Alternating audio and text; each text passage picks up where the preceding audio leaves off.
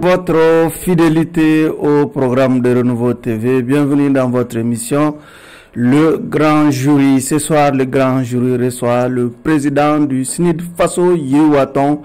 Vous l'aurez compris, nous recevons ce soir pour vous Maître Muntaga Tal, président du SNID Faso, Yiriwaton. Maître Tal, merci de cette comparution devant le Grand Jury. Merci de votre invitation.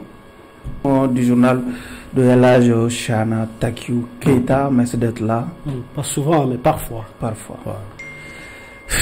En tout cas, monsieur Chana Takiou, directeur des publications du journal du 22 septembre, Elhadji Chana Takiou, pour être un peu plus précis.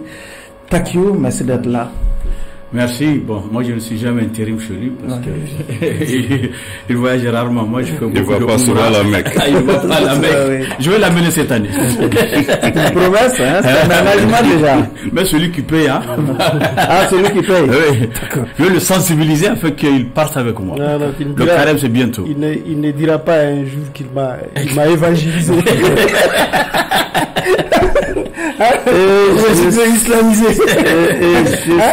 Je suis Oumar B. Sidibé pour ceux qui nous suivent sur la radio Renouveau FM ou la 98.1 FM. Encore une fois, bienvenue à toutes, s'il vous plaît, bienvenue à toutes et à tous dans votre émission. Le Grand Jury qui reçoit donc Maître Muntaga Tal, comme nous l'avons déjà annoncé. Maître, un regard déjà sur la composition du jury. Respect et déférence à la Cour, en la sagacité de laquelle je crois. Merci. Keita, nous avons Maître Tal. Bon, c'est tout un honneur, un privilège de l'accueillir ici. De ces derniers temps, il se fait de plus en plus absent sur la scène publique. Donc s'il accepte de venir discuter avec nous, c'est que vraiment il accepte en même temps de se prêter aux questions et à l'intérêt du public. Vous l'avez présenté comme le président du SNID. J'aurais aimé que vous ajoutiez aussi un membre influent des M5 RFP. Ça fait partie aussi de ses prérogatives et de ses attributs. Oui. Voilà, donc un potentiel candidat à la présidentielle, qui se trouve encore dans l'incertitude. Donc vraiment les enjeux sont énormes, oui. Et le public l'attend. Nous avons alors un bon client ce soir. Naturellement. Elhadji Takiou, Maître Tal est notre invité de ce soir. Oui, je ne suis pas très d'avis avec Draman qui dit qu'il se fait de plus en plus absent sur la scène politique. Je pense qu'il n'y a pas un leader politique aussi présent, bien sûr avec Moussa Mara, sur la scène politique plus que Maître Tal, malgré son soutien délicat aux autorités d'aujourd'hui. Il essaie quand même de se défendre, de chercher les arguments pour défendre vraiment le pouvoir actuel. Je pense qu'il fait de son mieux. Et récemment, il était en conférence de presse, il respecte la tradition, souhaiter le vœu à la presse. Il a dit beaucoup de choses. Et je pense que, comme tu l'avais bien dit, c'est un bon client. Un client expérimenté, un client qui a pris de l'épaisseur, qui est vraiment... il était déjà épais.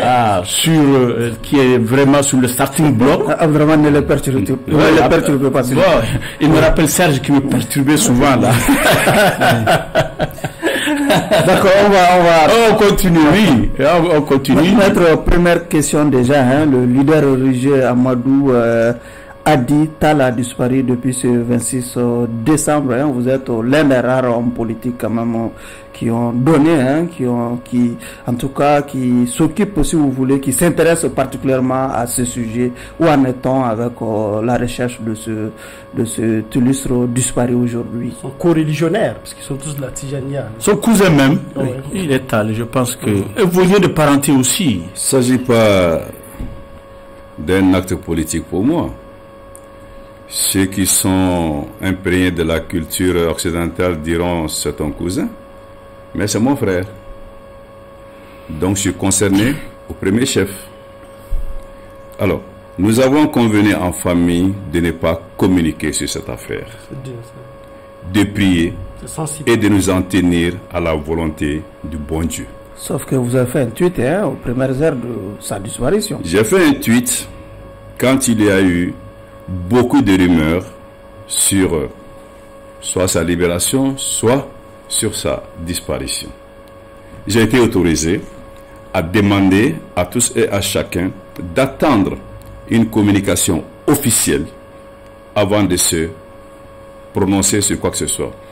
Parce qu'après son enlèvement, il fallait gérer deux choses. Obtenir son retour et empêcher que la situation ne s'enflamme. Parce que lui-même, chef religieux, a beaucoup de gens derrière lui qui avaient décidé de prendre les armes et d'aller les libérer. Il ne fallait pas en arriver là au stade actuel. Maître, à Nioro, il y a plusieurs leaders politiques et plusieurs leaders religieux. Le shérif de Nioro, il y a la famille Diakité également.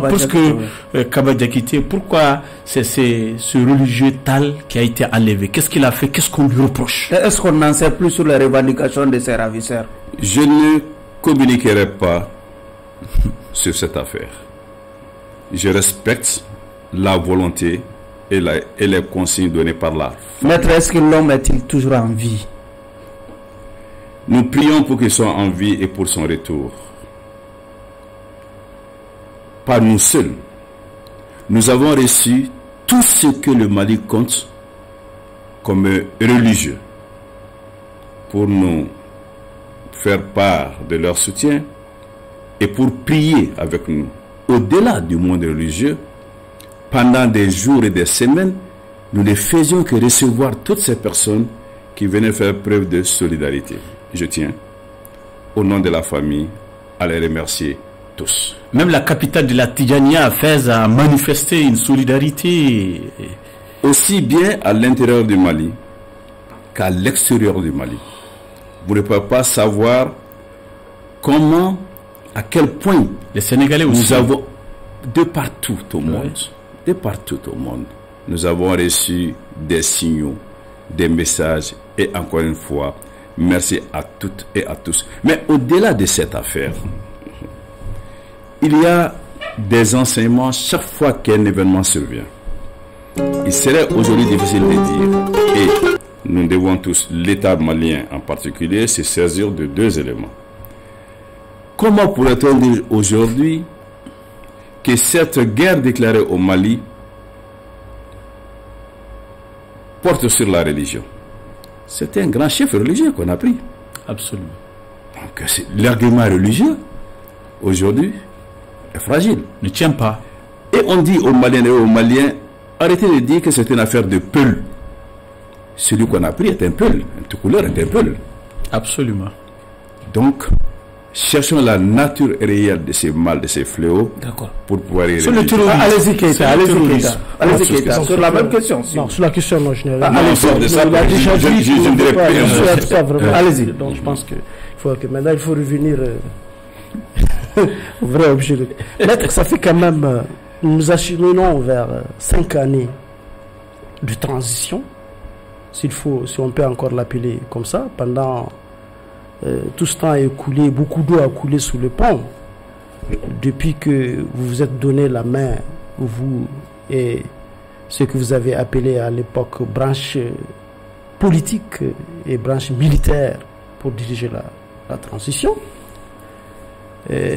On a vu la rectification où vous avez été vraiment consulté pour désigner un premier ministre.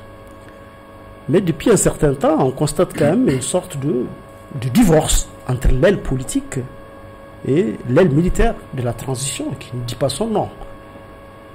Vous n'êtes plus consulté pour quoi que ce soit. On ne voit rien, vous êtes absent du gouvernement. Comment est-ce que vous ressentez cette situation qui ressemble à une marginalisation de ce que vous avez appelé à l'époque l'aile politique de la transition? Marginalisation, on verra bien. Non-consultation, vous ne pouvez pas le savoir. Absent des institutions, sans aucun doute. Mais ce n'est pas la première fois. Lorsque ce que nous faisions au niveau du M5 a été parachevé par, je veux dire, la branche militaire, les premiers moments, nous ne sommes pas retrouvés. Ce fut le temps de Badaou. Le M5 n'était pas appelé aux affaires ou avait été écarté des affaires. En ce temps-là, nous avons publié une déclaration pour dire que ce qui nous importe, ce sont nos idéaux à appliquer et que sur ce point, nous ne transigerons point. Mais qu'à la présence au sein des institutions, quelles qu'elles soient, le gouvernement, le CNT, les grandes administrations, les missions diplomatiques n'étaient pas le centre de notre combat. Parce que vous savez, avant la fin de son régime, le Mali a connu ce qu'on appelait le mini-gouvernement de 5 membres. Les autres membres du gouvernement attendaient le M5. On leur a proposé, prenez-le et cheminons. Nous avions dit que ce n'est pas une question de ministre, c'est une question de Mali. Ça fait différent. Puis nous nous sommes retrouvés. Puis avant que tout les M5 ne soit mis à côté de la gestion des affaires publiques, les ministres sont sortis. Et le premier ministre que nous avions désigné à l'époque était resté. Il vient d'être remercié. Nous rédigeons exactement la même chose. Ce qui est en cours aujourd'hui, en cours d'application, tire sa source de 2 documents essentiels. Les 10 points et 17 mesures du M5 et les documents intitulés Notre vision de la transition du M5, qui, j'ai eu l'occasion de le dire, ces mesures, ces idées ont été appliquées de 3 façons. À leur juste mesure, de façon insuffisante ou plus que ce qui avait été demandé. Aussi longtemps que ce programme sera en application, que les idées du M5 seront mis en œuvre, nous n'avons aucun problème. Nous sommes à un niveau aujourd'hui que nous ne pouvons pas nous livrer à des querelles de chiffonniers pour être ministre. Vous voulez dire que vous êtes satisfait de la gestion actuelle du pouvoir? Non. À tout point de vue? Non. On n'est jamais satisfait à tout point de vue. Ce serait de la pure démagogie. Il y a des acquis incontestables, il y a des insuffisances tout aussi incontestables, il y a des attentes à combler. Allez-y. Donc il n'y a jamais une satisfaction à 100%. Sauf qu'on vous a entendu également, bien que vous ne soyez pas particulièrement attaché aux strapontins, aux Marocains, on vous a entendu. Même au lustre, hein, qui va au-delà des strapontins. On vous a entendu quand même interpeller le Premier ministre à un certain moment de la sortie de certains de vos membres du gouvernement. Ah bon?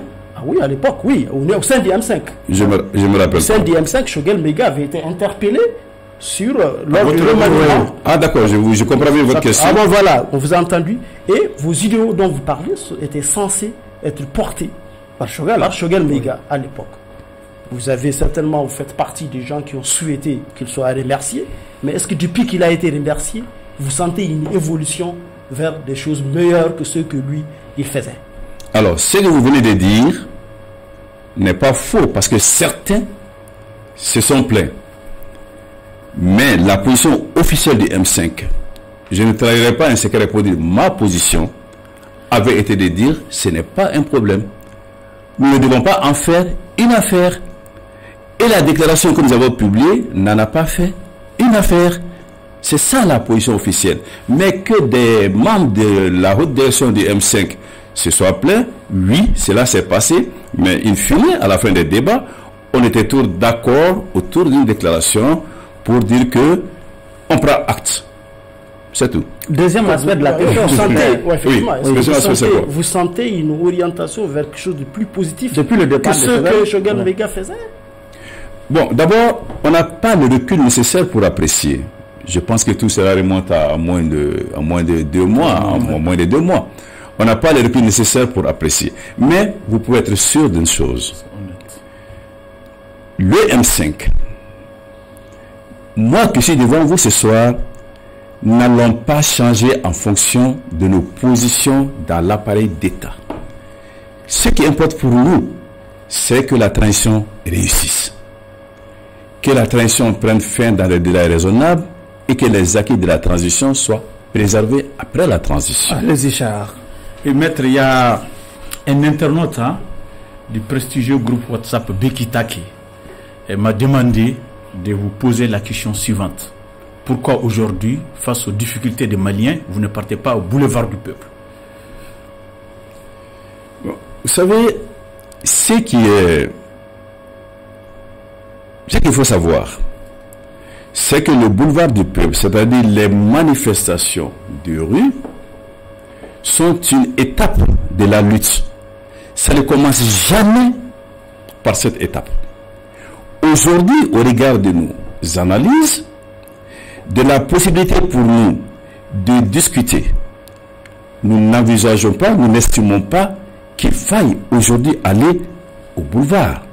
Et ne souhaitons pas que les événements nous obligent à aller sur le boulevard. Qu'à Dieu ne plaise, si la situation requiert cela, nous nous assumerons pleinement. On l'a fait hier, nous saurons le faire aujourd'hui, nous le ferons demain. Bon, peut-être que quelques-uns comme Muntaga n'auraient plus la force d'aller y passer les nuits comme on l'a fait, Beaucoup de Maliens hier. Aujourd'hui ne voient pas une situation meilleure que celle qui vous avait conduit Au boulevard. au boulevard. En 2020. Vous savez, on ne peut pas dire que sur tous les aspects de la gouvernance, il y a mieux. Dans certains aspects, le mieux est incontestable. Qu'est-ce que nous avions mis dans nos premières déclarations? Que le Mali était par terre, qu'il était piétiné, qu'il fallait le mettre debout sous peine de disparition, qu'il fallait lui redonner son honneur, sa dignité et reconquérir sa souveraineté. Voilà ces choses qui étaient écrites dans nos documents. Et qu'il fallait travailler sur l'accord d'Alger qui n'était pas applicable en l'état et qu'il fallait renforcer la sécurité. C'était nos principales revendications. Mais maître, pourtant, vous étiez parmi les grands soutiens de l'accord issu du processus d'Alger. Vous l'avez soutenu ici. Attendez, entendons-nous, j'ai toujours dit ici devant vous que l'accord d'Alger pose un problème parce que il est inapplicable, il n'est pas appliqué. J'ai pris une image ici. J'ai dit, vous ne pouvez pas prendre un véhicule pour aller à Ségou, qui tombe en panne, sortir, sauter comme un cabri, pour dire je vais à Ségou, je vais à Ségou, je vais à Ségou. Il dit non. Il faut voir pourquoi la voiture est en panne. Et pour ce qui concerne l'accord d'Alger, il y a des points là-dedans qui sont inacceptables, inapplicables, qu'il faut avoir le courage de tout mettre sur la table, de tout discuter et d'avancer ou de tirer les conséquences. Okay. Voilà ce que j'ai dit ici. Mais je n'ai jamais été un soutien aveugle des accords d'Alger. J'ajoute que dans le mémorandum de M5, dans nos textes initiaux, dans notre vision de la transition, ce point était inscrit en lettres d'or. Maître, lors de votre dernière conférence de presse à la Maison de la Presse, vous avez appelé à un retour à l'ordre constitutionnel. Aujourd'hui, on a les signataires de la déclaration du 31 mars aussi qui portent en tout cas les mêmes doléances. Est-ce que demain, on ne devrait pas être étonné de vous voir cheminer avec ce regroupement politique pour au moins appeler au retour à l'ordre constitutionnel? Moi, je considère que l'action politique, c'est l'addition et la multiplication, jamais la soustraction. Tout ce qui peut aider à rassembler, à bonifier, à donner de l'épaisseur, à une vision que je considère comme juste, pourrait m'appeler. Vous l'avez dit, moi j'ai demandé le retour à un ordre constitutionnel en disant que je vois qu'il y a 3 catégories de Maliens qui discutent de cette question. Ceux qui ne veulent pas en entendre parler, ils ont tort. Ceux qui veulent qu'on fasse des élections demain, je leur dis, travaillons à la réunion des conditions pour des élections transparentes, régulières et incontestables. Et ceux qui pensent que, ceux qui doutent, je dis, vous avez raison peut-être de douter, mais laissez les doutes, venez mettre la main à la pâte pour que nous puissions aller vers des élections de fin de transition. Il y a une approche. Je maintiens cette position. Oui. Les partis signataires 31 mars qui demandent le retour à l'ordre constitutionnellement, ils voudraient qu'on aille tout de suite, alors que vous nuancez votre retour à l'ordre constitutionnel normal. vous nuancez, alors que eux ils pensent que on peut y aller à travers des concertations, de créer les conditions, de discuter, de créer le cadre. J'ai bien lu. De commencer à en parler. Il dit qu'il a bien lu le document. Vous dites bien que j'ai bien lu ce document. Je me reconnais en ce qu'ils ont dit. Ils veulent qu'on réunisse les conditions pour aller à des élections et qu'il faut définir un chronogramme. Vous-même, vous avez fait une proposition de rencontre des partis politiques. Bien entendu. Un appel, hein, il a lancé un appel. Il y a deux choses. Oui. J'ai fait un appel, deux appels. Le premier pour des partis politiques, il est rare que nous prenions l'initiative de nous parler entre nous. On se retrouve dans une salle pour parler quand nous sommes conviés par le gouvernement ou par des partenaires du Mali, des ONG. Ce n'est pas notre honneur. Il faut que sur des questions essentielles, nous puissions parler entre nous. Alors, il se trouve que le ministre de l'administration territoriale, qui est le ministre de tutelle des partis politiques, a convié les partis politiques à venir discuter avec, d'abord à lui transmettre leurs propositions et suggestions sur la charte des partis, puis à venir discuter avec lui. J'ai estimé que nous devrions, nos partis politiques, sans autre considération, nous retrouver, parler de cette affaire et venir avec une contribution, avec des suggestions partagées. Est-ce que vous ne l'avez pas fait sur un piédestal? Est-ce que vous avez pris votre téléphone pour appeler Tcheblé Dramé, pour appeler Terita, échanger sur la question, voir comment vous retrouvez? Est-ce que vous ne l'avez pas fait seulement sur la scène publique? Laisse-moi, Drama. Est-ce que vous l'avez fait seulement comme effet d'annonce pour dire comment Maître Tal a fait? Mais est-ce que vous êtes véritablement engagé dans cette logique-là? Je vais vous dire deux choses. Je réponds très clairement à votre question. J'irai au-delà des coups de téléphone. Je prendrai mon bâton de pèlerin. J'irai voir qui je devrais voir. Il est clair que je ne pourrai pas voir 300 chefs de parti, mais je ferai tout ce que je pourrais faire physiquement. Ce n'est pas tout. Maintenant, vous devez témoigner tous les temps que je suis pas spécialiste des effets d'annonce. Des effets d'annonce. Je fais attention à ce que je dis. Je fais attention à ce que j'ai dit. C'est pourquoi j'ai dit, je me flatte de ne pas avoir de VAR. Mais VAR, non, il n'a pas VAR. Monsieur le Président, vous êtes VAR. Je pense que la VAR est en train de vous rattraper. Dites-le moi. Le VAR est en train de vous rattraper. Est-ce que la dernière fois, suite même à une de mes questions à la maison de la presse, par rapport à une éventuelle candidature de Assimi Goïta, sur cette table-là, vous avez l'habitude de dire que Assimi ne peut pas être candidat, et comme référence, vous prenez la charte de parti. L'autre jour, à la maison de la presse, vous avez dit qu'il revient à la Cour constitutionnelle de trancher si Assimi doit ou non être candidat. Il y a un recul, affiner une pensée, il y a un recul. Qualifié de parjure à l'époque. Par jour, mais il dit qu'il ne doit pas être candidat. Assimi ne doit pas être candidat. Et l'argumentation de Maître Tal, c'est la charte de la transition. Aujourd'hui, vous avez voulu. En bonne expression malienne, le VAR, c'est, comment on dit, tchachi. C'est pourquoi j'ai dit le VAR est en train de... Ce que vous avez dit, c'est pas le tchoucha. Ok. La VAR, ce n'est pas non plus évoluer dans ses pensées. Mais si vous avez dit, il n'y a même pas d'évolution, il y a une précision. Vous m'avez posé une question, Maître Tal a répondu ce jour-là. On m'a reposé la question, parce que je ne suis pas un homme seul, moi, il faut le savoir. Je suis avec un parti politique, avec des conseillers. Et je ne suis pas têtu, ni sourd, ni têtu, ni réceptif. Je suis réceptif. Sinon, il n'y a pas de raison qu'il soit là. Oui. Le point de vue du Sénégal que je partage aujourd'hui avec vous, est que ce n'est pas à Maître Tal d'être le juge de l'acceptation de la candidature de Chahana, de Abdraman ou de Monsieur le Président. Il y a une institution dédiée à cela. On laisse cette institution faire son travail. Mais moi, je vais plus loin. Il dit, sur ce sujet, je n'ai pas envie de polémiquer parce que c'est la politique fiction. Moi, je n'ai pas encore entendu dire, je l'avais dit ici ce jour-là, Assimi Goïta dire qu'il est candidat. Alors, franchement, nous amener sur le terrain de la politique. C'est pas forcément de la fiction. Allez-y, Keita. C'est des hypothèses que si on ne se projette pas dans l'avenir. Si cette hypothèse, parce qu'il y a des faits. C'est des hypothèses qu'on pose. Il y a l'analyse. C'est l'analyse parce qu'il y a des faits. Il y a des hypothèses se concrétisent. La Cour constitutionnelle tranchera. Par rapport, et vous allez vous soumettre au verdict de la Cour. Bien évidemment. Même si il est injuste. Vous savez, moi je veux parler de ce qu'on appelle les gens de justice. Je travaille dans la justice. Je sais qu'il y a deux vérités.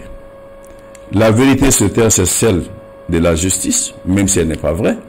Et puis il y a la vérité immanente, divine, qui est pour demain. Et les signaux, parlant de l'ordre, du retour à l'ordre constitutionnel, les signaux, on les a vus dans la budgétisation des élections à venir. Ça, c'est d'un. De deux, vous avez parlé de la rencontre du ministre de tutelle avec les partis politiques. Mais est-ce que, maître, vous n'avez pas été, comme beaucoup de gens, d'observateurs, intrigués de l'absence de toutes les références aux élections dans le discours, dans l'adresse du président de la transition du Nouvel An? Comme les partis signataires l'ont indiqué. Sans les signaux, il n'y a pas d'élection. Effectivement. Les signaux ne suffisent pas à faire l'élection. Lorsque les signaux sont lancés, il faut travailler à ce que ce qui est énoncé soit réalisé.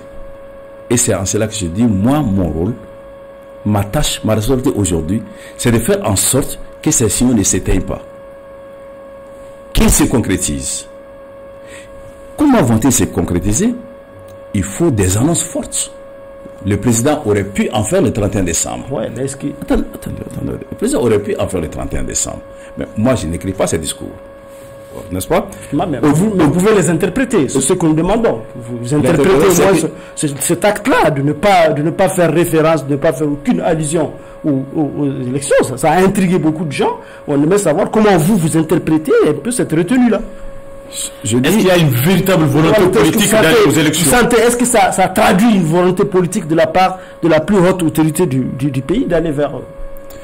Quand je vous dis que mon rôle est de travailler à ce que les signaux se concrétisent et que nous allions vers des élections, c'est que je ne vais pas me complaire dans le rôle d'interprétateur ou d'observateur.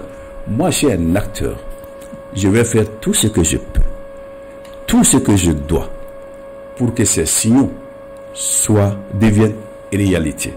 Ils deviendront réalité avec des annonces, ils deviendront réalité avec un chronogramme précis, ils deviendront réalité avec des tâches pratiques à faire sur le terrain. Ok.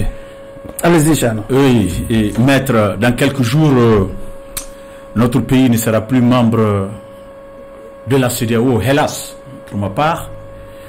Nous serons gérés par la Confédération des États du Sahel. Nous connaissons votre position par rapport à cette situation. Vous êtes un partisan de la CEDEAO, mais vous voulez aider le pouvoir à réussir l'AES. Aujourd'hui que notre retrait est irréversible, avez-vous des propositions pour minimiser les conséquences de cette sortie? Des propositions aux trois chefs d'État de la Confédération? Je ne vais pas rectifier, mais donner une précision. Je ne suis pas un partisan de la CEDEAO telle qu'elle est.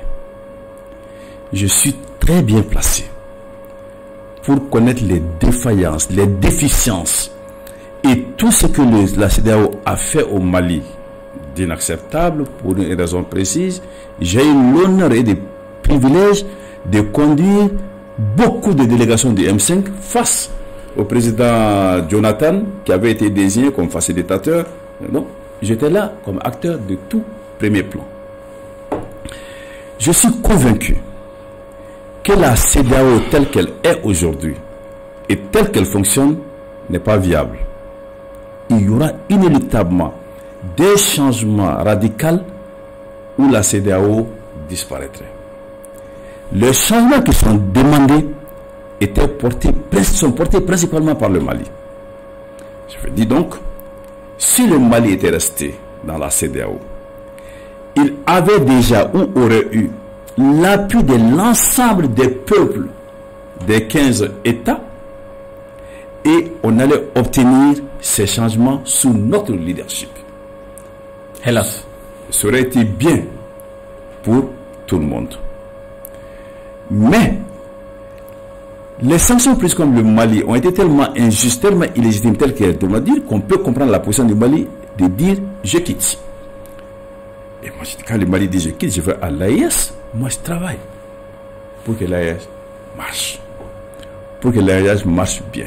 Aujourd'hui, vous avez vu les annonces sur le nouveau passeport qui rentre dans une certaine cohérence, dans une logique quand on décide de s'assumer de cette façon. Et la constitution de l'armée conjointe. Et la constitution de l'armée conjointe annoncée par le ministre de la Défense du Niger. Donc vraiment pour moi, le débat va continuer peut-être. Mais ma posture, ce que j'ai à faire d'aujourd'hui, c'est que l'AES réussisse sur le plan sécuritaire à nous protéger plus, sur le plan économique à faire en sorte que l'ensemble de ces ressortissants ait un mieux-être individuel et collectif, et que nous puissions lever tous les autres défis ensemble, en souhaitant. Ce n'est pas un mirage. En souhaitant. Ce n'est pas un mirage. En souhaitant que d'autres viennent nous retrouver. Ça restera un mirage si on ne s'implique pas. Si on ne s'implique pas. Si on ne s'y met pas. Mais, ça, non. Vous n'imaginez quand même pas. Mais voir m'enfermer dans mon cabinet pour dire que puisque le Mali a quitté la CEDEAO, tant pis, je reste là, je vais aller plaider. Non, j'ai quelque chose à faire. D'accord. Allez-y, Maître, quelles sont les garanties de fiabilité, comme vous accusez la CEDEAO de ne pas être fiable, de ne pas être une organisation viable? Quelles sont les garanties de fiabilité que vous avez avec l'AES, au risque de laisser disparaître une organisation à redresser pour une organisation à construire? Ouais. Je n'ai pas de garantie de fiabilité. Vous savez, quand j'ai dit on pouvait changer la CEDEAO de l'intérieur. Si vous permettez, je vous donne un exemple. Allez-y. Un seul exemple. Allez-y. Dans le cadre de la CEDEAO, les citoyens étaient protégés par une organisation judiciaire régionale qui permettait aux citoyens, quand on est lésé par son État, de recourir à cette justice-là. Vous, en tant qu'homme de droit, est-ce que vous voyez cela, les mêmes avantages, se dessiner dans le cadre de l'AES? Et quels sont les jalons posés dans ce domaine précis? Dans le domaine du business. Quand je dis que je suis un acteur, ça ne veut pas dire que ça veut dire que je réfléchis aussi. Dans le cadre de la... Vous n'avez pas les mains à la pâte? Non, je n'ai pas les mains à la pâte, ça c'est connu. D'abord, bon, pour plusieurs, je n'ai pas la main à la pâte. Ce n'est pas que je n'ai pas eu l'opportunité d'être là autour d'une table de conseil de ministres. Non, mais j'ai choisi une autre démarche qui est connue, qui n'est cachée des personnes. Être un expert. Non, mais si je suis sollicité, c'est pourquoi je vous dis, je réfléchis.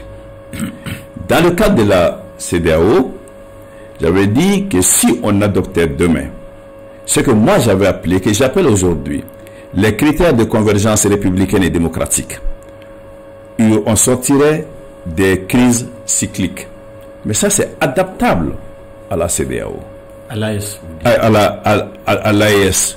Qui peut inclure les cours de justice. Parce que quand vous prenez l'UEMOA, vous avez les critères de convergence économique et financière. N'oubliez pas que l'AES regroupe seulement des pushistes. Pourquoi je vois qu'il y a un truc républicain? On ne voit aucun. Ce ne sont pas des régimes démocratiques qui ont été librement choisis par les citoyens. Au contraire, Chana, si on parle du président du Burkina Faso, on est poursuivi ici au Mali.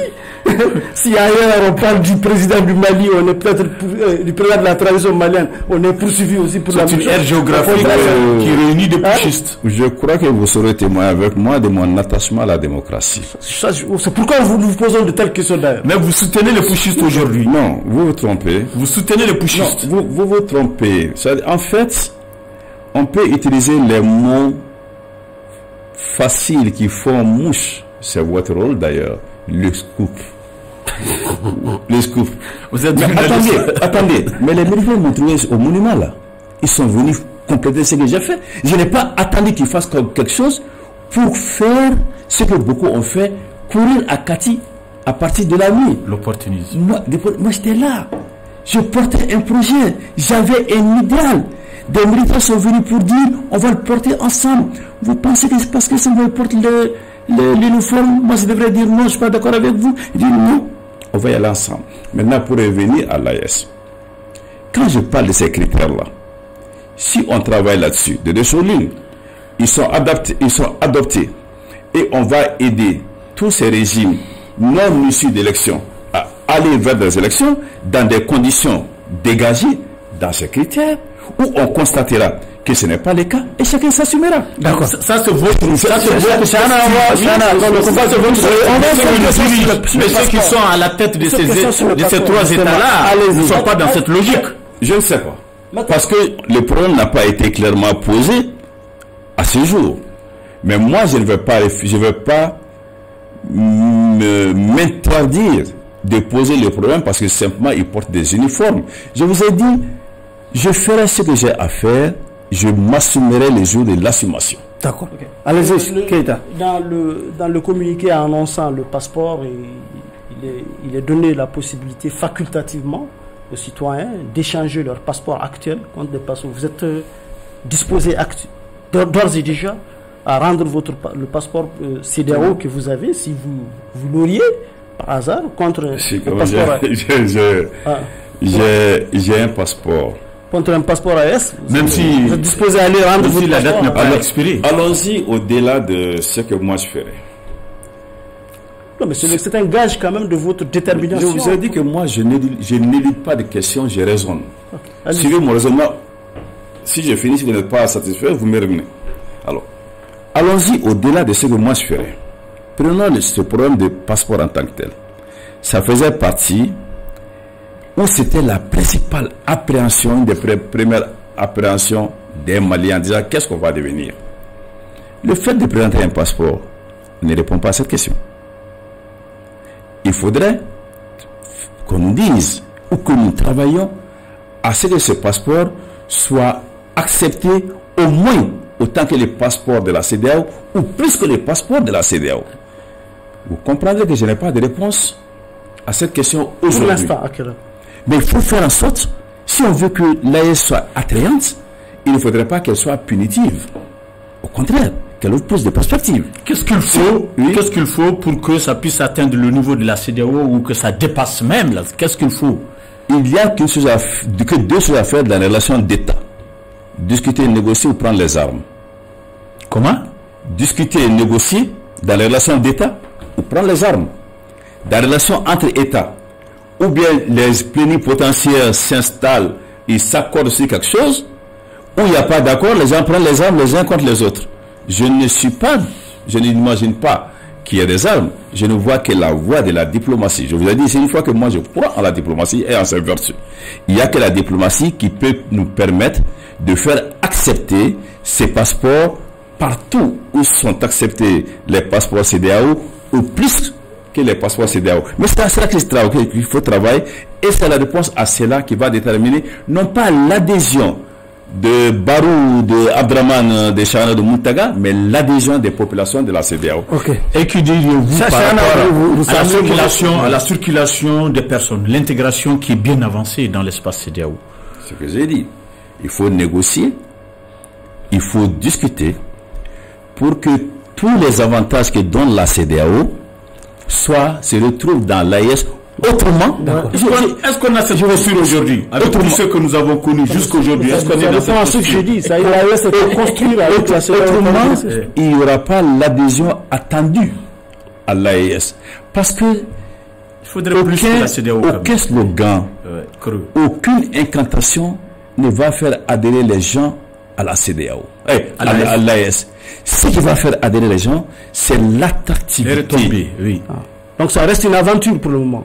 Parce qu'on ne connaît pas, on n'a pas de lecture de tout ça. Ça reste une expérience. Et moi, je ne suis pas dans la posture. C'est une expérimentation. Moi, je préfère une expérimentation. Non, pas une expérience. Vous êtes plus calé que moi en français.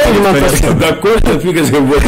D'accord, mais moi, je pense qu'il y a une construction en cours. Il ne faut pas tirer l'échelle sur laquelle le maçon se trouve. Il faut consolider l'échelle et on verra ce que ça va faire. Je sais que c'est les derniers propos d'Emmanuel Macron sur l'Afrique ne vous ont pas échappé. Dans ses propos déjà, il pense que les Africains, faisant allusion au Mali et à d'autres pays, que nous sommes atteints d'une maladie non transmissible qu'est l'ingratitude. Réaction, peu de réactions quand même au niveau du continent, surtout au Mali. Il y a eu des réactions. Peu de réactions. Oui, la classe politique. Oui. Est-ce que ce manque de réaction, est-ce que ce manque de réaction traduit... Est-ce que le propos de ce que vient décrire là, c'était réellement les propos de Macron? Je pense qu'au contraire, il a dit qu'il s'attend à ce que les reconnaissances viennent après. Moi, ce que j'ai compris dans son propre propos, que pour le moment, il estime que l'ingratitude n'est pas transmissible. Peut-être je me suis trompé. Comme le Premier ministre sénégalais aussi s'est trompé. Il a compris dans le même sens. Allez-y, Metal. Ce qu'il a dit en réalité. Mais effectivement, la notion d'ingratitude reste là-bas. Ça reste là-bas. C'était quand même, tous les analystes. C'est que les Africains ont dit sont d'accord que. Pour dire qu'il a qualifié les Africains d'ingrats. La Côte d'Ivoire nous ne sommes pas concernés parce que la France n'est pas intervenue chez nous. Bien entendu. Le Tchad a répondu, le Sénégal a répondu, allez-y, Metal. Alors moi aussi je vais répondre. Oui. Le sentiment le plus partagé, je crois, il n'y a rien d'étonnant à ce que le président Macron dise cela. Parce qu'il a réussi deux choses terribles. Il a réussi à casser l'outil diplomatique français, au point, lui, président de la France, de rentrer dans les débats de caniveau. Il a réussi à casser l'outil sécuritaire français, de façon qu'aujourd'hui la France est sourde, muette et aveugle. Si il a conduit son pays là, pourquoi voulez-vous que moi je m'étonne de ce que quelqu'un qui devrait me dire pardon, me dise dis-moi merci? C'est cette affaire, je n'en dis pas plus. Moi je suis convaincu d'une chose.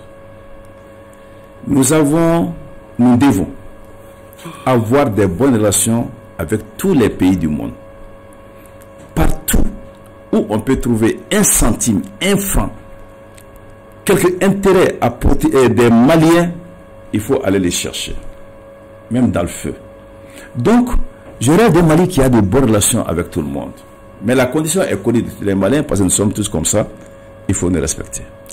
Allez-y. Et comment expliquez-vous les relations tendues avec la Côte d'Ivoire, avec laquelle nous avons des relations d'amitié, de fraternité géographique? Nous avons des millions de Maliens en Côte d'Ivoire. Ce n'est pas une boutade. La Côte d'Ivoire nous donne de l'électricité, beaucoup de choses, mais nous peinons à améliorer nos rapports avec cette Côte d'Ivoire. Comment expliquez-vous cette situation?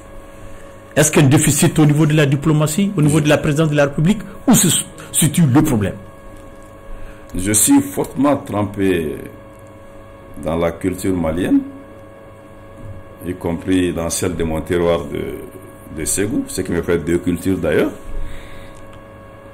Je crois en Allah subhanahu wa ta'ala. Et ces deux postures m'amènent à donner une importance cardinale au voisinage. Wallahi. Au voisinage. L'islam. Le voisin est sacré. Sacré. Deuxième chose que j'affirme ici, même dans la Bible, aucun pays ne peut faire déménager un autre pays. Par des critères de voisinage, moi je peux me fâcher, quitter ce quartier et aller à l'autre bout de Bamako. Mais personne ne peut dire au Mali tu déménages. Et le Mali ne peut dire à personne tu déménages. Ce voisinage, il est perpétuel. Je ne dirais pas éternel, c'est déjà éternel. Mais en plus, puisqu'il y a ce voisinage, il y a des liens de toute nature. Économique, on peut, mais surtout sociologique. Les liens de mariage, les liens de toute nature.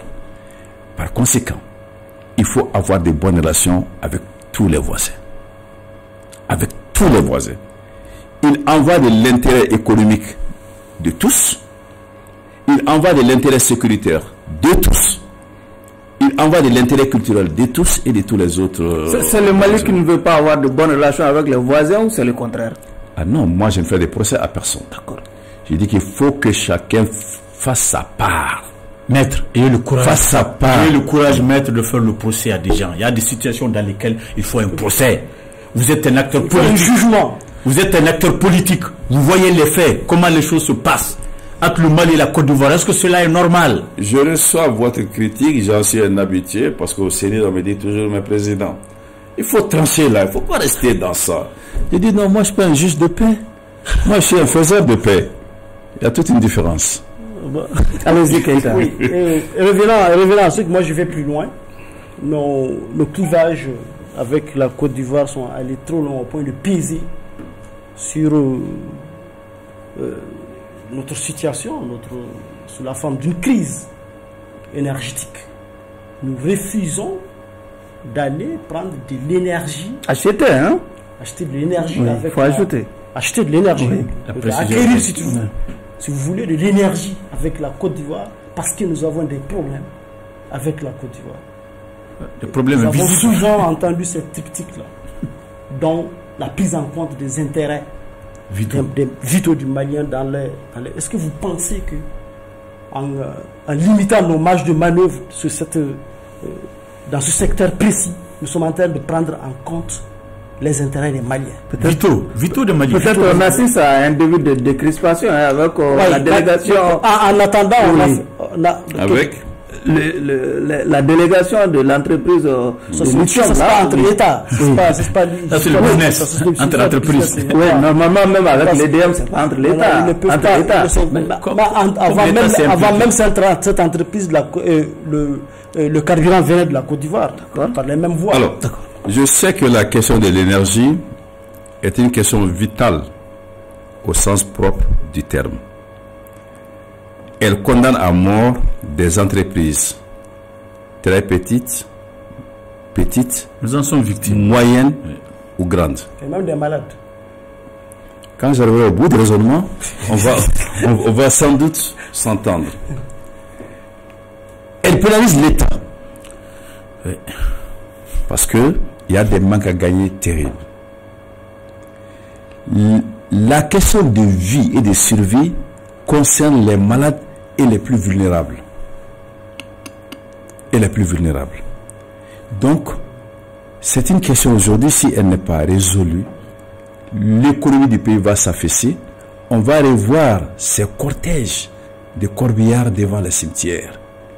Que Dieu nous plaise. La canicule s'annonce. En tout cas, la saison chaude. Le président a proposé des solutions alternatives déjà. J'arrive. Vous en va parler. Espérons qu'elle ne soit pas caniculaire. Mais le ramadan s'approche.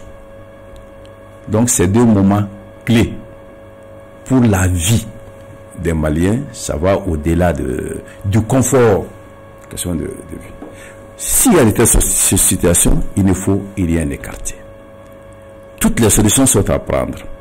Je n'en suis pas spécialiste, mais quand on aspire à diriger un État, j'ai été candidat plus d'une fois, il faut avec ses équipes réfléchir sur tout. Ici, j'ai fait peut-être deux propositions qui vont peut-être régler les problèmes à 1%, à 50%, à 40%, je ne sais pas. Je dis, il y a quand même deux pistes qu'il faut explorer. Nous sommes encore un peu dans la saison fraîche, mais théoriquement, ça fait 3 mois. On a perdu un mois et demi peut-être. C'est pour le temps qui reste. On dit à tous les services de l'État, 0 climatiseur, 0 ventilateur. Utilisez le courant quand c'est strictement nécessaire. Et les allocations budgétaires qui sont allouées, qui sont énormes, c'est plusieurs milliards, pour que vous payiez vos factures d'électricité. Vous serez alloués pour mettre des panneaux. On va débrancher un certain nombre de services publics, de EDM. Économiser de l'énergie, en gros. Voilà, et comme ça peut être donné aux citoyens. Après, on va vers les entreprises. Avec les banques, avec les services des impôts, on trouve des mesures incitatives pour qu'elles se débranchent et qu'elles installent des panneaux en tout cas des solutions alternatives. Ça coûte cher, ça coûte très cher, c'est pourquoi il faut l'intervention des banques. Ça peut aider. Mais donc, puisque je dis il ne faut écarter aucune piste, il faut aussi regarder de près toutes les pistes où on achète. Tant qu'on ne touche pas à notre souveraineté, on prend notre argent, on donne, que ce soit au Japon, en Côte d'Ivoire ou en Chine, pour moi, il faut prendre dès l'instant, dans tout ce que nous faisons comme transaction, que nous préservions notre souveraineté. Parce que c'est une question de souveraineté. Si vous me permettez, ce n'est pas l'orgueil, ce n'est pas l'orgueil. Entre-temps,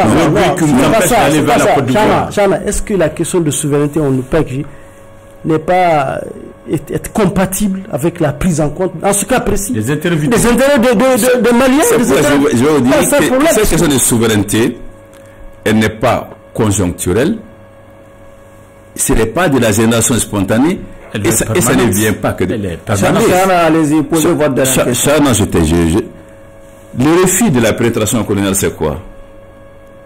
C'est pas des questions de souveraineté. Le refus de laisser les colons rester ici, d'aller vers l'indépendance, c'est des questions de souveraineté. Donc, ce n'est pas une question nouvelle. D'accord. Nous devons y travailler, maintenir et renforcer, mais la souveraineté n'exclut pas les relations entre les États. Au contraire, elle le fonde, parce que le principe cardinal des relations internationales, c'est l'égalité souveraine des États. D'accord. Allez-y, Chana, pour votre dernière question. Oui, Monsieur le Président, au-delà de l'actualité, nous avons des indiscrétions qui nous parviennent de plus en plus, selon lesquelles Maître Tall est en train de se préparer activement pour la prochaine présidentielle. Est-ce qu'on peut avoir... Maître n'a jamais arrêté de se préparer.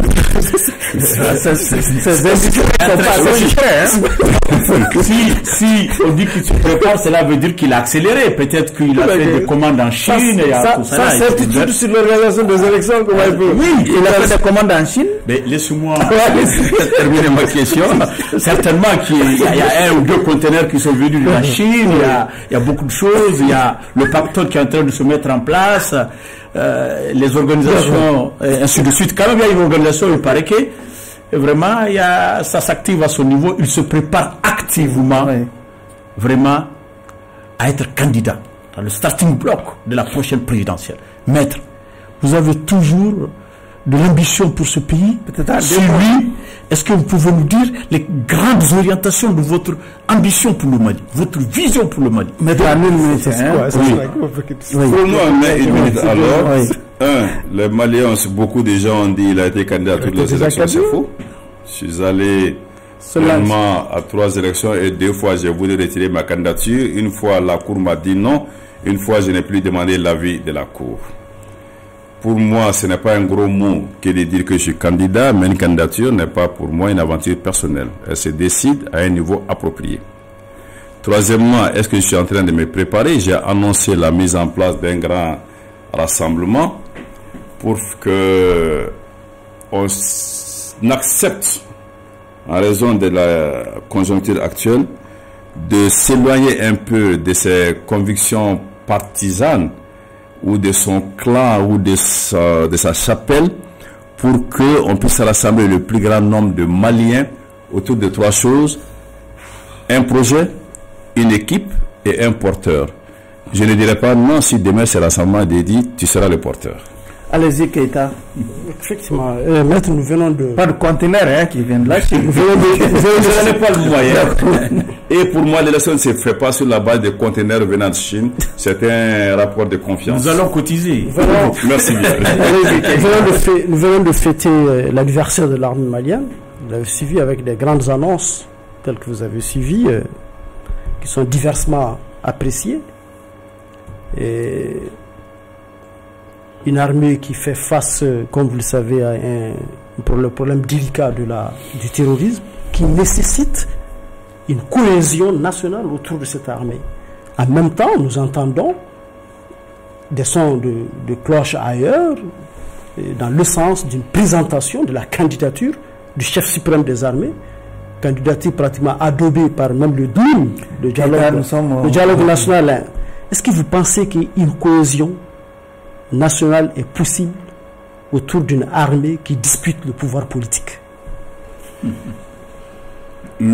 Pour le 64e anniversaire de notre armée, j'ai fait une publication dans laquelle j'ai dit 2 ou 3 choses. La première, c'est que l'armée est aujourd'hui la seule institution, j'emploie ce terme pour aller chercher un autre mot que je n'ai pas trouvé, qui fédère tous les Maliens. Fait l'unanimité. Tout le monde sait qu'on a cette armée, ça fait l'unanimité, il faudrait préserver cela.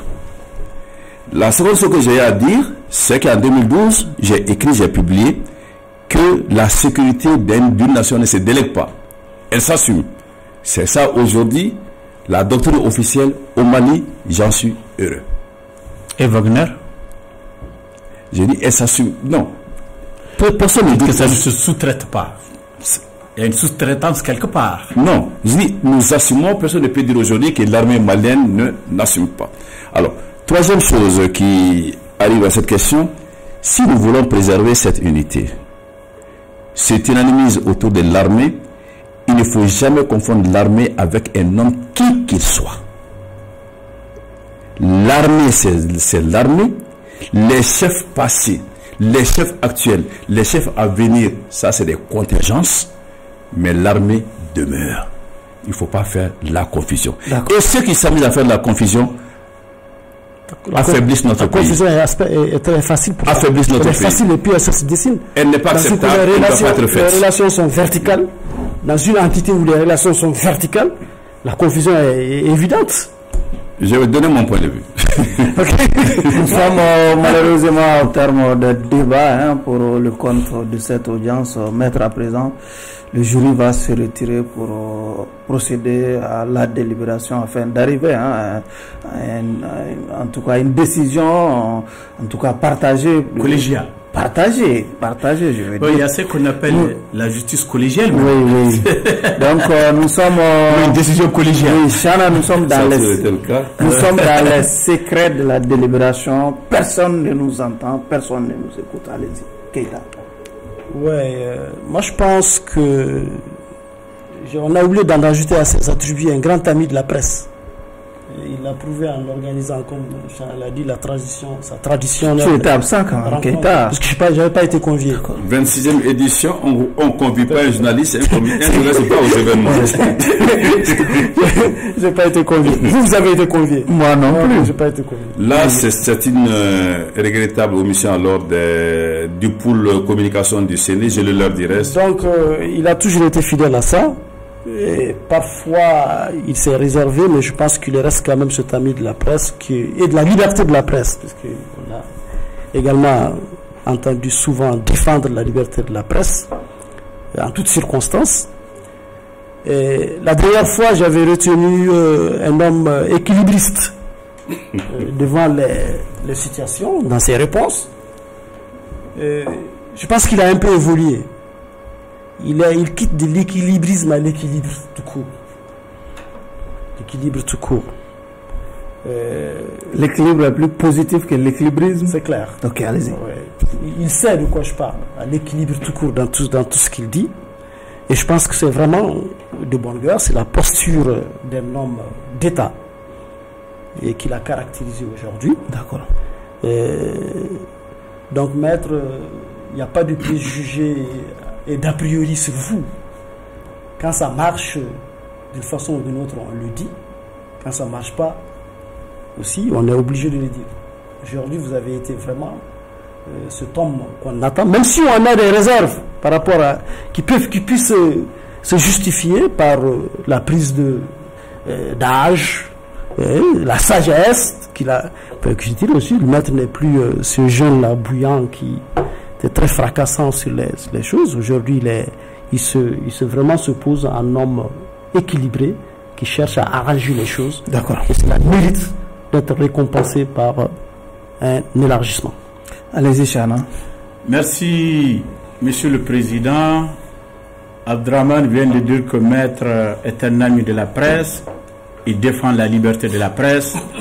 Monsieur le Président, n'oublions pas Djoliba TV News, qui n'aimait toujours pas encore la commission de conciliation n'a apparemment rien donné pour l'instant. Oui. Rien obtenu. Donc, encore une fois de plus, hier comme aujourd'hui, nous soutenons Djoliba TV News et nous réclamons l'ouverture des antennes. D'accord. Cela dit, Monsieur le Président, Maître Mountaga Tall, on le comprend aujourd'hui, parce que quand on est une majorité qui soutient le pouvoir, et surtout quel pouvoir? Le pouvoir de transition, avec d'énormes difficultés pour le défendre, ce n'est pas facile. Mais Maître le fait avec dextérité. Il le fait avec dextérité, avec une très grande intelligence. Il marche sur les œufs.